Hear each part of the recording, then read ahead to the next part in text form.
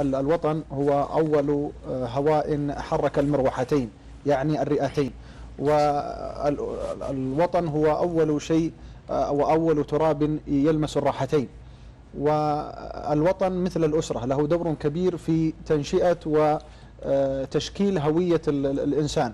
فالوطن يعطيك لغته ويعطيك حبه ويعطيك اعتقاده. الاعتقاد الصحيح في حب الوطن هو أن تكون عضوا فعالا في المجتمع، وأن لا تكون خنجرا في خصر الوطن. أنا أعتقد أن العملية متبادلة ما بين الاثنين، والذين يعانون من مرض الوطن هم حملوا الوطن في أنفسهم، ولذلك هي عملية متبادلة.